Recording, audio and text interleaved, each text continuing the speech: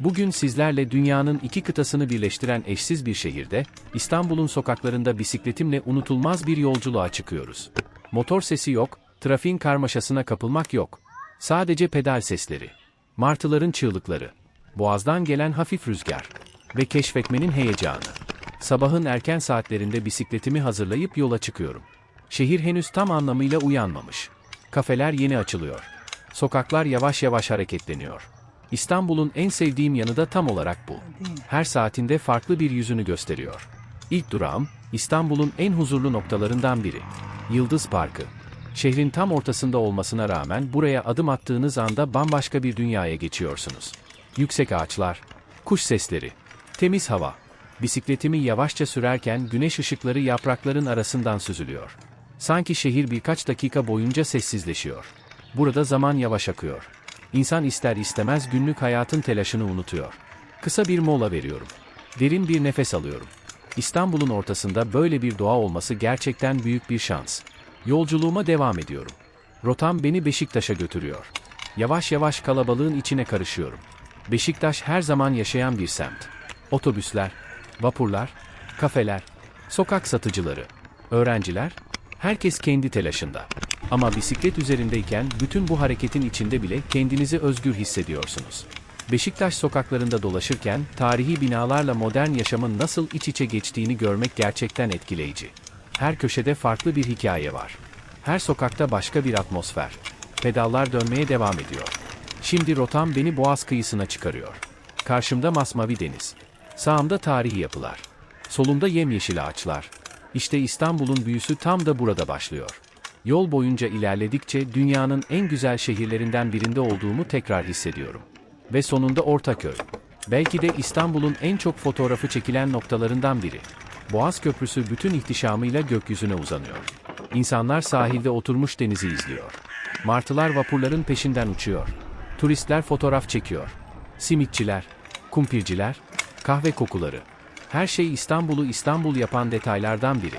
Bisikletimi kenara bırakıp kısa süre denizi izliyorum. Bazen hiçbir şey yapmadan sadece manzaraya bakmak bile yetiyor. İşte bu yüzden bisiklet sürmeyi seviyorum.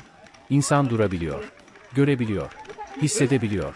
Bir sonraki durağım belki de bugünün en heyecanlı kısmı. Kıta değiştirmek. Bisikletimle vapura biniyorum. Motor çalışıyor. Halatlar çözülüyor. Vapur ağır ağır iskeleden ayrılıyor. Avrupa yakası arkamda kalırken önümde Anadolu yakası beliriyor. İki kıta arasında bisikletle yolculuk yapmak gerçekten tarif edilmesi zor bir duygu. Boğazın ortasında rüzgar yüzüme çarpıyor. Martılar vapura eşlik ediyor. İstanbul silüeti yavaş yavaş uzaklaşıyor. Bu şehir gerçekten başka. Dünyada kaç şehirde kahvaltıyı Avrupa'da yapıp öğleden sonrayı Asya'da geçirebilirsiniz. İşte İstanbul'u eşsiz yapan şey tam olarak bu. Kısa vapur yolculuğunun ardından Kadıköy'e ulaşıyorum.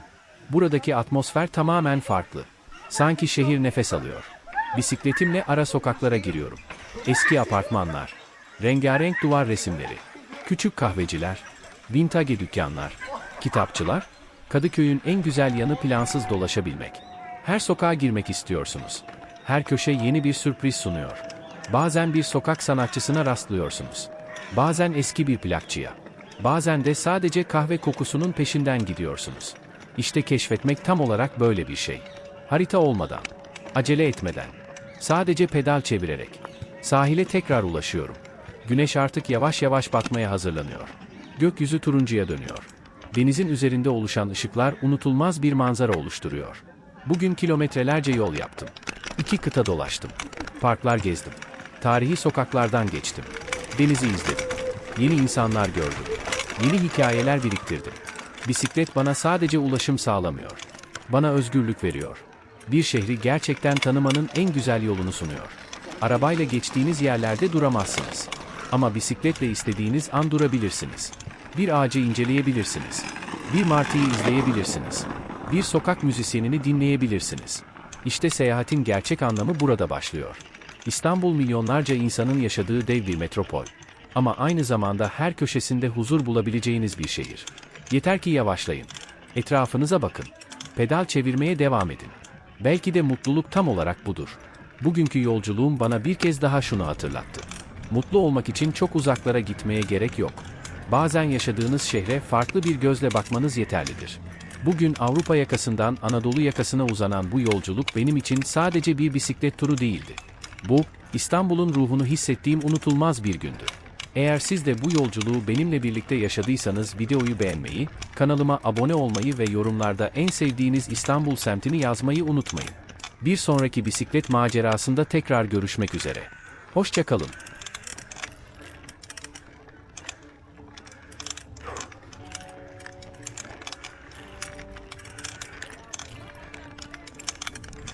Evet arkadaşlar, gördüğünüz gibi ilk başlangıç olarak Yıldız Parkı'na geçtim. Böyle geziyorum. Şimdi burası da Yıldız Park'ın en tepedeki göl olarak belirleniyor. Burası da güzel bir yer. Yani gelip görmenizi tavsiye ederim. Özellikle bisikletle beraber gezerek daha keyifli ve güzel vakit geçirebilirsiniz. İstanbul'u daha güzel keşfedersiniz. Tavsiyem şu yönde olabilir. Bisiklet seviyorsanız şehirle beraber gezip ve keyfini çıkarabilirsiniz. Gördüğünüz gibi göl bayağı güzel, yemyeşil. Şimdi gölün etrafını geziyorum ve gezdiğim gibi oranın güzelliklerin keyfini tadını çıkarıyorum. İnsanlar böyle geçiyor, köprülerden fotoğraflar çekiyor. Güzel manzaralı, kuşlar uçuyor. Yer yer suların aktığı yerler var. Oralar da güzel.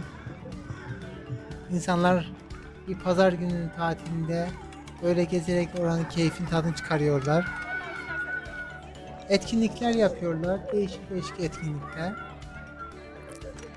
Ama ben şimdi yolumun devamında uzun yıllar Yıldız Park'a gelmeme rağmen gizli alanı keşfetmem bu sefere kısmet oldu. Ve bu şekilde görerek, gezerek tadını çıkardım. Umarım siz de izleyerek keyfini çıkarırsınız. Tavsiyem şu yönde olur. Kanalıma abone olun ve yorum yazarak beni de mutlu ederek ve motivasyonunu da yükseltin. Teşekkür ederim. Şimdi bu gördüğü gibi bu gizli saklı girişten giriyoruz. Tam sanki İngiltere Kraliyet Bahçelerine girmiş gibiyiz. Her yer yemyeşil, tertemiz, düzenli, güzel, bakımlı. Ve bisikletimle geziyorum buralarda. Görüldüğü gibi şahane bir manzara var. Herkese tavsiye ederim. Burası Yıldız Park'ın girişinde sol taraftan gizli bir giriş var. Aslında gizli değil de gizli gibi görünüyor. Bayağı güzel. Karşısı boğaza bakıyor. Çırağan Sarayı görünüyor. Önde bir hanımefendi var. Böyle gezi için buraya gelmiş. Görüldüğü gibi bayağı güzel. Yani ben keyfini çıkardım. Gökyüzüne bakın ne kadar güzelmiş. Yani harika bir bisiklet deneyim yaşadım. Ayrıca Dünya Bisiklet Günü ile Çevre Günü birleştiği için o günde her iki kıtaya gezebildiğim hem çevreyi hem bisikletle gezerek İstanbul'un tadını çıkarttım. Şimdi görüldüğü gibi buralarda böyle müzik eşliğinde geziyorum. Çiçekler var. Kırmızı, mor. Tarihi bir park. Şu görüldüğü gibi merdivenlerden. Ayrıca insanın ruhu tazeleniyor. Böyle yeşillik alanlarda gezerken çiçek, bitkiler, ağaçlar ve boğaz birleşince harika bir manzaraya şahit oluyorsunuz. Şimdi ara ara ben sessiz olacağım. Siz manzaranın keyfini çıkarın. Ayrıca görüldüğü gibi şimdi boğaz görünüyor. Burası Yıldız Park'ın en nadide yerlerden birisi. Beşiktaş'ta tam Çırağan Sarayı karşısında güzergah üzerinde ama girişi yukarıdan olduğu için pek çoğu insan buraları göremiyor. Aslında Yıldız Park içeri girip sol taraftan soldan sola devam edip o alana gelebilirsiniz. Bu güzel manzaranın tadını, keyfini çıkarabilirsiniz. Ayrıca görüldüğü gibi tarihi bir binanın karşısındayım. Güzel, keyifli ve zevkli bir alandır. İnsanın ruhu böyle gezilerde daha tazelenir. Özellikle şehir stresinden kurtulmaktan daha ziyade ruhunu tazeleyip ve bu güzel manzaraları görerek daha ufuklarda güzel bir şey hayal edebiliyorsunuz. Hele ki fırsat ve zaman olursa daha fazla gezip ve böyle bir güzel bir yerleri size tanıtmak ve göstermek isterim. Yine ara ara böyle videolarla sizi güzel mutlu edeceğim. İnanıyorum. Sizden ricam kanalıma abone olup yorumlarda buluşalım. Herhangi bir eksiklikler varsa sizin tavsiyeniz üzerine ben onların hepsini gideririm. Öyle güzel bir tecrübe kazanmış için çok mutluyum. Şimdi biraz sessiz olacağım. Manzaraları izleyeyim.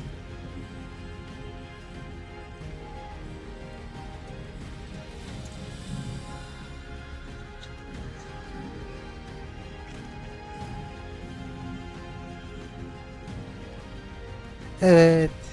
Şimdi bu Kraliyet Bahçesi'ne benzeyen ama Türkiye'de olan Yıldız Park'ın şimdi dönüş yolundayım. Ve buradan direkt ana yola geçeceğim. Yani bu Kraliyet Bahçesi'nden çıkıp ondan sonra ana yolda Beşiktaş'a ilerleyerek Ortaköy'e doğru gideceğim. Yani şu merdivenlerde bisikleti mecburi elimle taşıyorum. Yani biraz zorlayıcı oluyor ama artık alıştığım için yani omuzumda taşıyorum. Elimle omuzumla taşıyabildiğim. Herhangi bir sorun da olmadı. Ama merdivenler de az değil. Yani fazlasıyla merdiven var bu bölümde. Görüldüğü gibi. Yani dediğim gibi bisikletiniz varsa bu güzel şehri gezebilirsiniz. Ve daha güzel keyifli yerleri keşfedebilirsiniz. Kanalıma abone olup videolarımı yorum yazarak ve bir sonraki videomu hangi konumla alakalı olarak belirtirseniz ben de ona doğru videomu çekmeye başlarım. Şimdi şu yemyeşil yapraklar. Buradan direkt yol varmış ama eskiden, şu anda kapalı. Yine ilerliyorum. Görüldüğü gibi. Özellikle buranın bakımı zor ama tamamen belediye tarafından bakımlı olduğu için bayağı güzel ve temiz duruyor. Şu merdivenler bir bitirip ondan sonra ilerlemeye başlayacağım.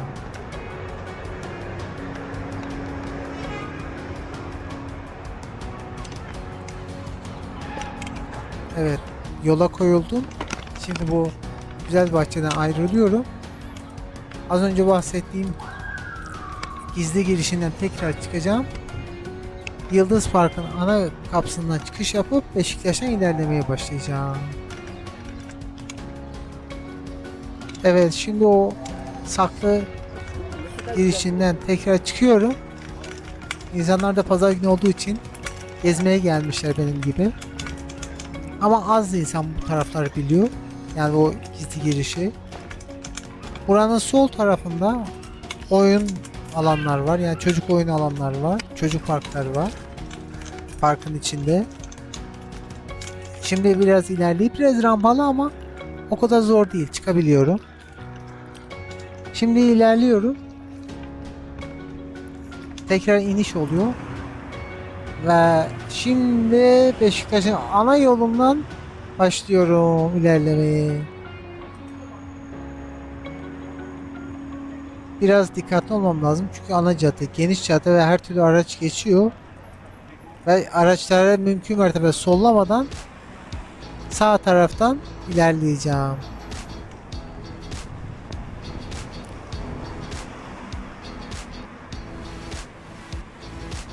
Beşiktaş dediğimiz an yani hem tarihi hem Cumhuriyetimizin temel bölgelerinden birisi sayılıyor. Yani hep Atatürk'ün fotoğrafı, posterleri, tarihle alakalı.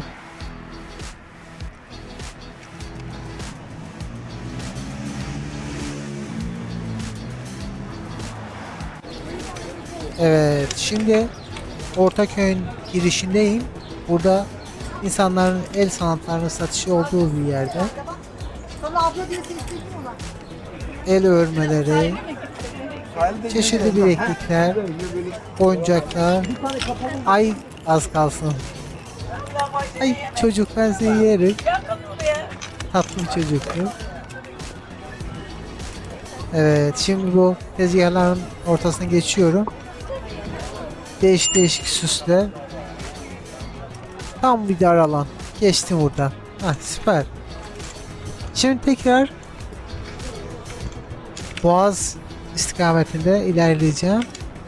Gezeceğim. Yukarıya doğru gideceğim. Evet, karşımızda İstanbul'un muhteşem köprüsü.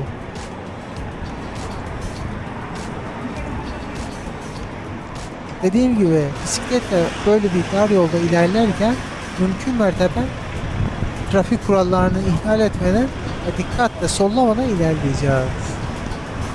Yani kurallara uyum sağladıysak kazasız belasız geçip gidebiliyoruz. Evet, tam boğazın yanındaki köprünün tam altına geçme anı. İlerliyorum. Biraz sorunuyla ilerliyorum, yani biraz videoda yani elimle tuttuğum için farklılıklar olabiliyor videoda. Şimdi tam köprünün altından geçiyorum.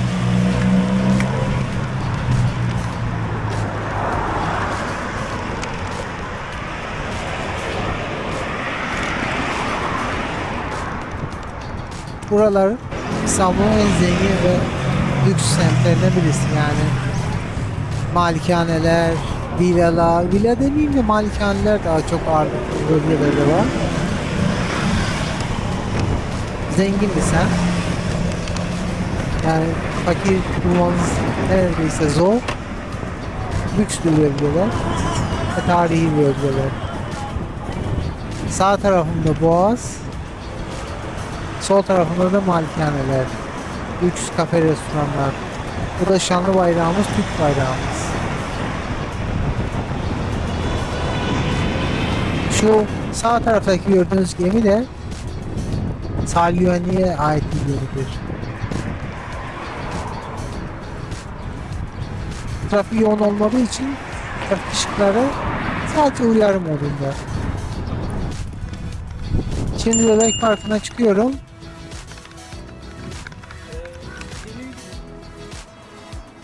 Geri dönüş tekrar Ortaköy'den ilerleyerek vapura gideceğim ve karşıya geçeceğim. Ve ikinci bölümde de hem Boğaz'da deniz üzerindeki videomu izleyeceksiniz ve hem de Kadıköy bölgesinde oradaki Ankara'da seyredeceksiniz ve nasıl ben iki kıta arasında aynı günde seyahat ettiğim bisikletle göreceksiniz.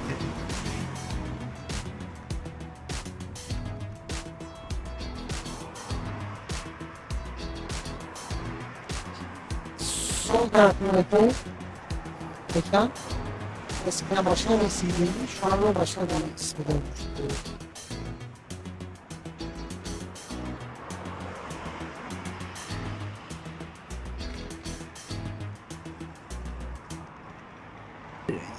...20 dakika diyeyim, yarım saat diyeyim, yolculuktan sonra Kadıköy'e varacağım. Bu arada son zamanlarda videolarımı hep sesli yapıyorum ki insanlar tam ne yaptığımı, ne ettiğimi, nereye gezdiğimi, neler yaptığımı iyi bir şekilde anlasın ve izlesin ve keyifle izlesin. Ve sizlerden gelen yorumlar benim bu kanalımı geliştirmesinde büyük bir katkı sağlayacağı için şimdiden çok teşekkür ediyorum. İyi seyirler. Evet, şimdi tekrar köprünün altından geçip Ortaköy'e doğru gideceğim. Bu da ben. Görüyorsunuz.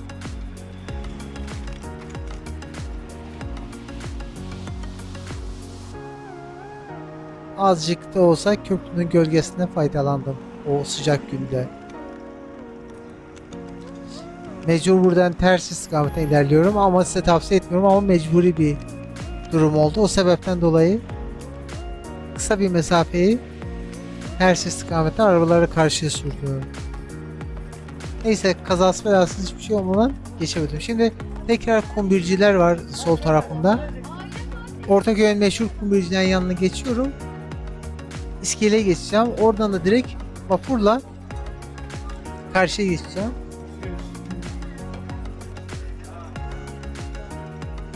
Yine aynı şekilde elde satış tezgahları tarafına geldim. Böyle süs eşyaları.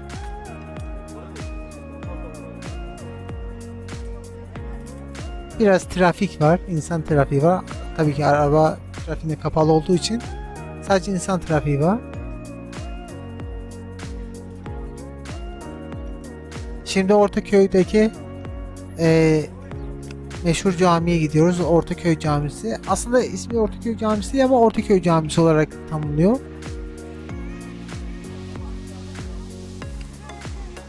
Böyle ihtişamıyla, tarihiyle, kültürüyle büyüleyici bir etkisi var. Hem insanlarda hem bu şehrin tarihinde.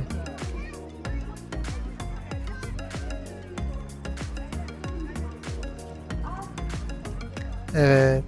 Gördüğü gibi insanlar gezmek için bu vapurları kullanıyorlar ve geziyorlar. Sol tarafta da İstanbul'un köprüsü. Birinci köprüsü aslında.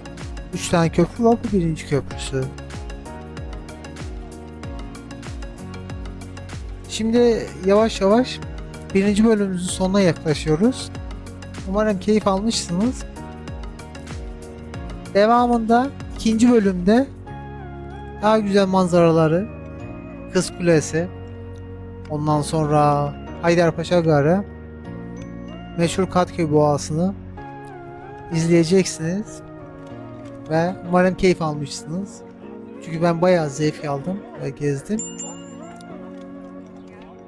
Meşhur zilime de basıyorum ve ilerliyorum. Şimdi buradan direkt geçeceğim. Ortaköy iskelesine geçeceğim ama devamını siz ikinci bölümde izleyeceksiniz. Bu birinci bölüm. İkinci bölümde de dediğim gibi o anda size anlatacağım neler oldu neler bittiğini. Şimdi görüldüğü gibi burada yine de çarşılar var.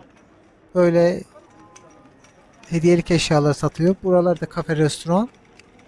Direkt Ortaköy iskelesine doğru ilerliyorum. Değişik değişik insanlar, turistler. Her çeşitlerden, her ırktan insanlar var. Gezmek için İstanbul'u seçmişler ve buraya gelmişler. Hindistan var, Almanya var, Belçika var, Norveç var, Türk var, Arap var. Her türlü, her çeşitten insanlar var. Bu güzel şehrimize gelmişler ve gezmek için. İnşallah devamını ikinci bölümde tekrar görüşmek üzere. Kendinize iyi bakın. İkinci bölümde izlemeyi unutmayın. Kanalıma da abone olmayı ve yorum yapmayı da unutmayın. Teşekkür ederim. Sağ olun. Görüşürüz.